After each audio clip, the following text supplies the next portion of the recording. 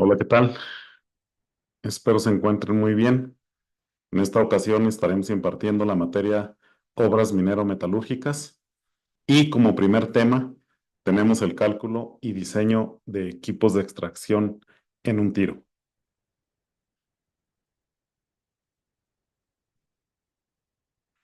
Bueno, vamos a empezar con la definición, lo que viene siendo obras minero-metalúrgicas.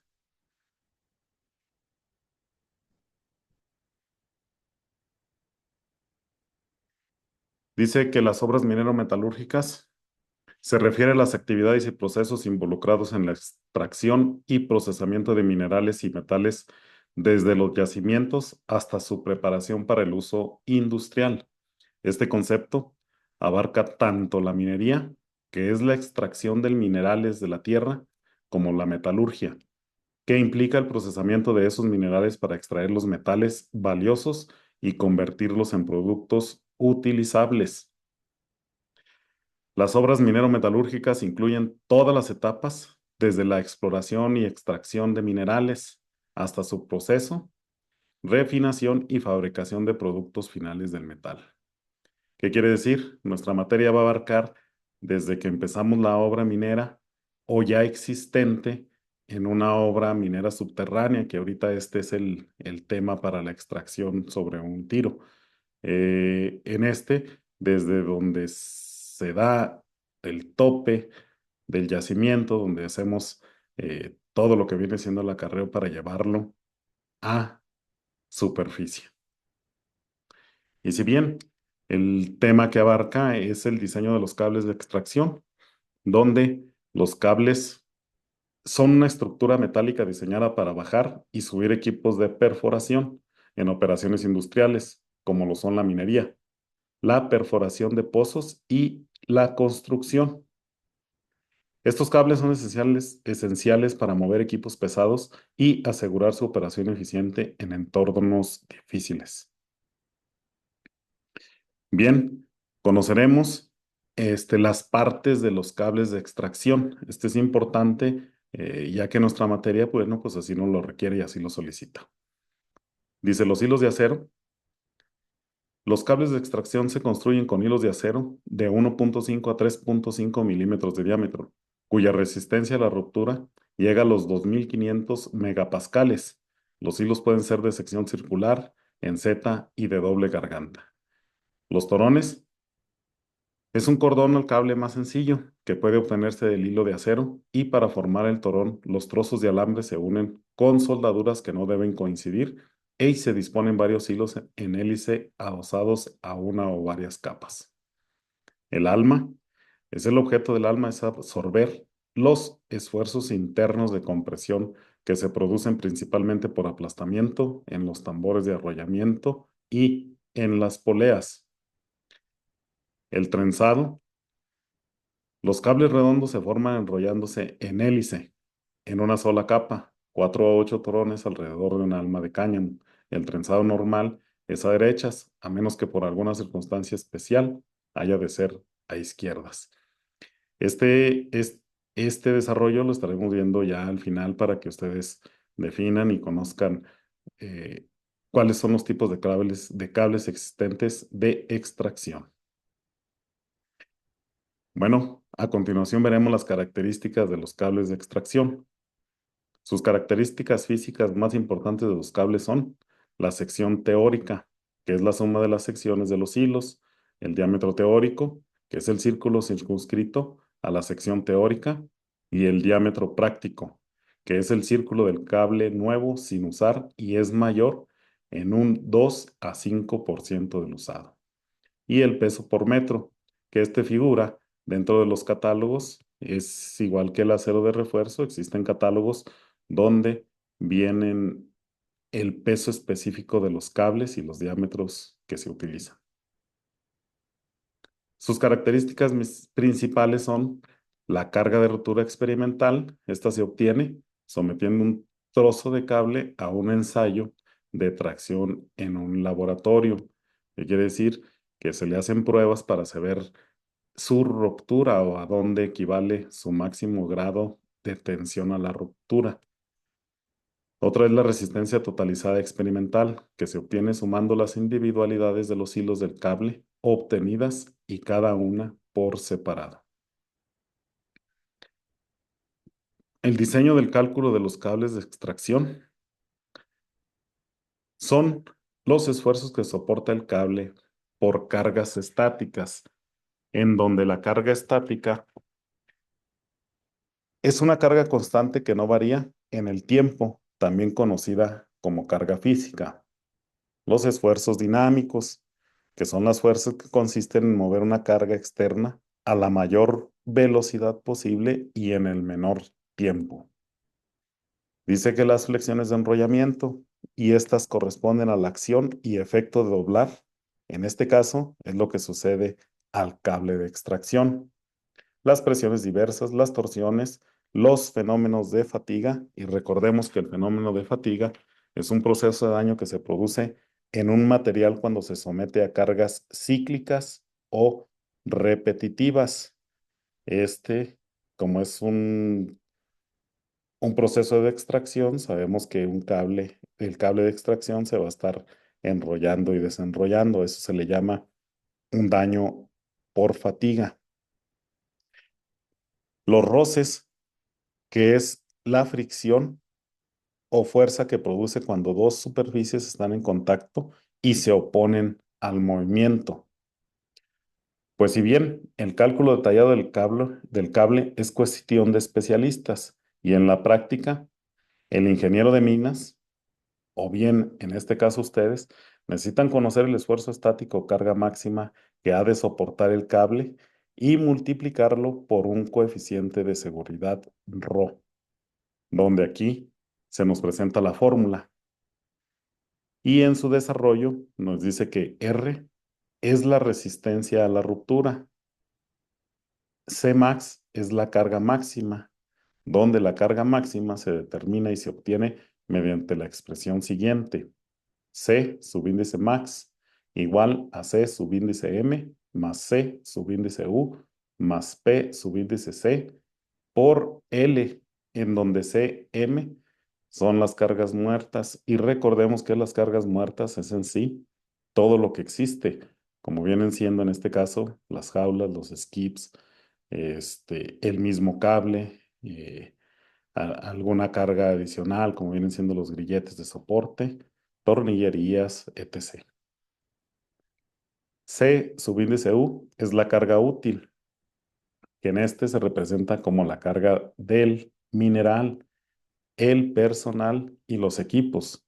Recordemos que si bien este proceso que viene siendo extracción pro tiro, bueno, pues a veces se utiliza para bajar personal operativo al interior de la mina.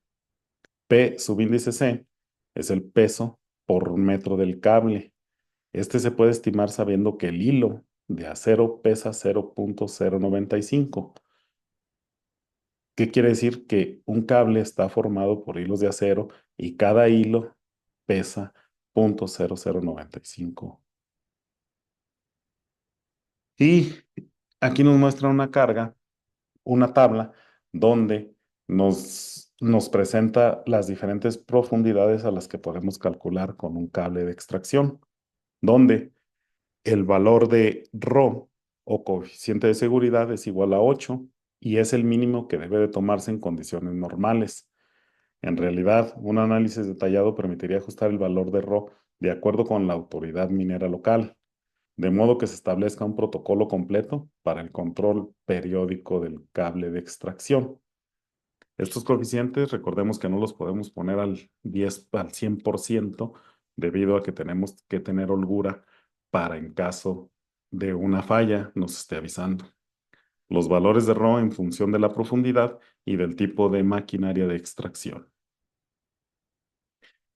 Además, para evitar fatigas excesivas en el arrollamiento, se deben cumplir las siguientes condiciones.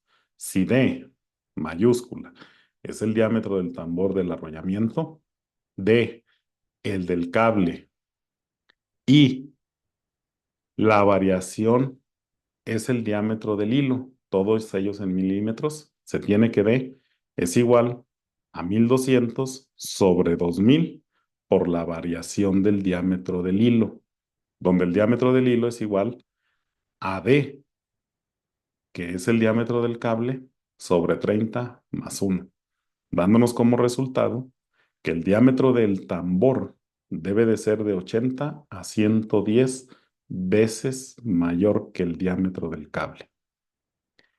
A grandes profundidades,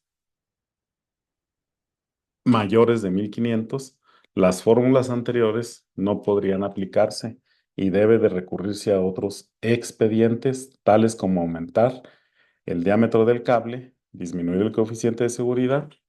Por ejemplo, en lugar del coeficiente que sea de 8, en este caso sería de 5.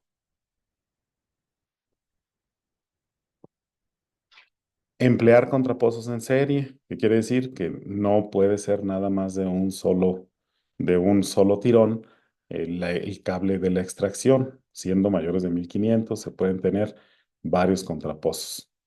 Utilizar cables de sección decreciente, instalaciones multiplicables con cables paralelos. Ejemplo, un cable de 5 centímetros de diámetro pesa aproximadamente, utilizando la fórmula PC, diámetro del cable igual a 5 centímetros, igual a pi por 5 veces el diámetro al cuadrado sobre 4 por el peso del hilo, que es de 0.0095 por 100, que es la unidad del cable unitario. Sería en centímetros, lo que nos da un total de 18.65 kilogramos por metro.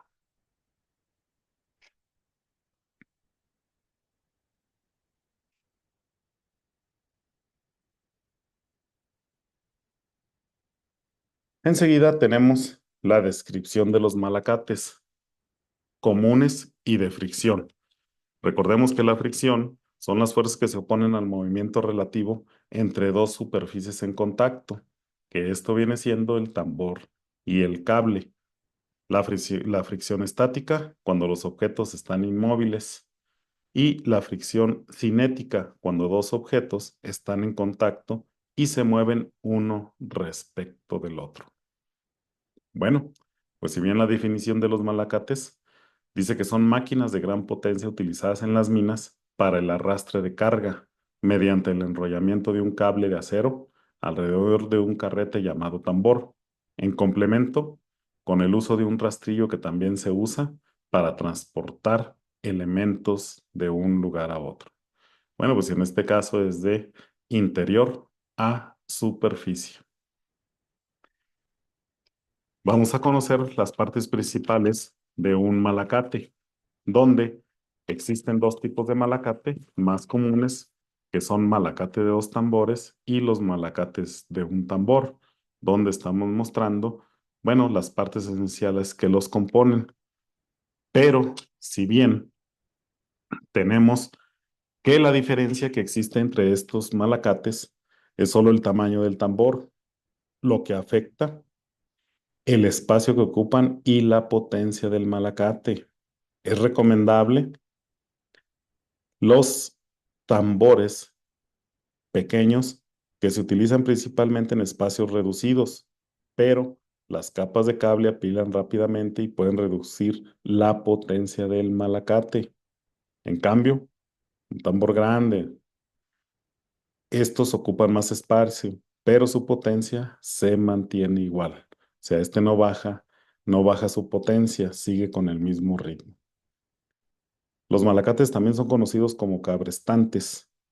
Es un dispositivo que se utiliza para enrollar y desenrollar un cable o cuerda. Permite levantar o arrastrar cargas pesadas y se acciona manual o con motor hidráulico o neumático. La descripción del malacate, de cada una de sus partes, bueno, pues está compuesto por un motor, que es el mecanismo que le comunica el movimiento a los tambores. El cual puede ser eléctrico, de aire o de gasolina. Este último solo se emplea en la superficie. Recordemos que en interior mina, bueno, pues no podemos traer o hacer combustión a gasolina, todo debe de ser diésel. Cuenta con una base, en esta parte se soporta todo el conjunto Está construida de lámina de acero, la cual tiene una forma adecuada para permitir su fácil arrastre y la colocación de palancas de anclaje. Los tambores son los carretes donde se arrolla el cable utilizado para el funcionamiento. Tenemos también el sistema de embrague. Está compuesto por la palanca de embrague y la cinta, uno por cada tambor. Este sistema, al accionarlo, pone en funcionamiento el tambor correspondiente. Los sistemas de frenado es muy similar al sistema de embrague, pero por lo general se acciona con un pedal. Su objetivo es evitar que se formen chispas en el cable al accionarlo. Los rodillos o guías del cable son cilindros robustos con un eje central sobre el cual gira y que ayudan a centrar el cable para enrollarse bien en el tambor.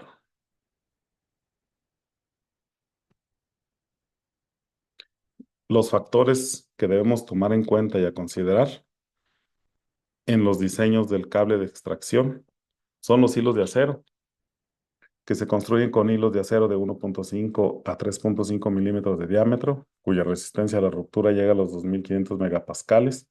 Los hilos pueden ser de sección circular, en Z y de doble garganta.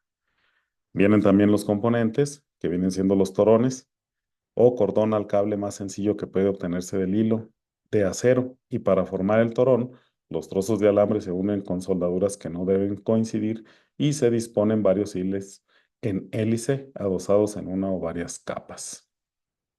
Viene también el alma. El objeto del alma es absorber los esfuerzos internos de compresión que se producen principalmente por aplastamiento en los tambores de enrollamiento y en las poleas. Las fibras naturales como el cáñamo se utilizan normalmente, aunque para aplicaciones anticorrosivas se utilizan fibras sintéticas tales como el nylon y el polipropileno. Recordemos que muchas veces los cables están a la intemperie o van bajando sobre el tiro y bueno, pues sufren condiciones climatológicas como viene siendo la lluvia, la nieve, el aire, etc. El trenzado, los cables redondos se forman enrollando en hélice en una sola capa de 4 a 8 torones alrededor de un alma de cáñamo. Los trenzados más normales es a derechas, a menos que por alguna circunstancia especial haya de ser izquierdas. En estos cables, bueno, pues también se consideran los trenzados. Uno de los trenzados, pues es el trenzado cruzado. Se enrollan al contrario que los hilos para obtener cables más rígidos. Tienen buena resistencia a los golpes y no se desenrollan y aguantan bien los aplastamientos y distorsiones. Se usan para las eslingas y para cables de equilibrio. Recuerden que las eslingas son implementos que se utilizan para el izaje y los cables de equilibrio que son para sostener. Los trenzados Lang. Los torones se enrollan en el mismo sentido que los hilos para cables más flexibles. Estos tipos de cables son los habituales en extracción. Tienen mayor resistencia a la abrasión y se alojan mejor en los tambores. Por su tendencia a destrenzarse, no se emplearán si las cargas a elevar no van guiadas. Tenemos los cables compuestos Nuflex, que se realizan con dos capas de torones de hilos de acero más finos. Son flexibles y antigiratorios. Existen otros tipos de cables, tales como los especiales, formados por torones de sección triangular, aplastados en la última capa que se usan poco. Los cables cerrados están formados por series de capas de hilos circulares, de dos gargantas o en Z, siendo de estos últimos la superficial. Estos cables también son anticorrosivos, antigiratorios y de fácil enrollamiento, aunque son más rígidos o más duros, además de ser sensiblemente más caros y propensos a destrenzarse. Los cables planos están formados por 6 a 12 cables de 4 torones y alma de cáñamo, trenzados alternativamente de derechas a izquierdas, adosados paralelamente y cosidos. Se arrollan en bobinas sobre sí mismos. Son también antigiratorios y se usaban en Bélgica antes del cierre de la minería del carbón. Bueno, pues estos son los tipos de cables más comunes y existentes que se utilizan dentro de la minería, teniéndolos a consideración. La idea principal de nuestro tema es que ustedes conozcan todos los tipos de cables existentes y que se pueden utilizar para la extracción sobre los tiros. Y nosotros bien conocidos que este tipo de extracción la conocemos como manteo. La descripción teórica y el cálculo y diseño de equipos de extracción va referente y conducida en este tema a el manteo. Este es uno de los métodos utilizados en algunas mineras, aunque bien existen los métodos de extracción por arrastre, más comúnmente conocido por ustedes como lo que viene siendo el acarreo, que se da mediante camiones, las góndolas, las trenes, etcétera. Y uno también conocido y utilizado en las mineras de aquí de nuestro municipio o del estado, bueno, pues sabemos que se da la extracción por banda y rodillos, que son los más comunes. En este tema, la idea principal es identificar todos los tipos de cables, como ya se los comenté, para la extracción en un tiro minero. En esta ocasión, jóvenes, esto es nuestro tema principal, el conocimiento, funcionamiento de los cables de extracción sobre un tiro. Recordemos que los tiros son orificios o excavaciones que se hacen para la respiración o el abastecimiento de equipos maquinarias al interior de una mina subterránea. Bueno, espero les haya quedado entendible, específico y claro el tema que hoy vimos en nuestra materia de obras mineras metalúrgicas, como viene siendo el cálculo y diseño del equipo de extracción, que en este caso, como ya se los comenté, vienen siendo los cables de extracción. Muchas gracias y nos vemos en el próximo tema.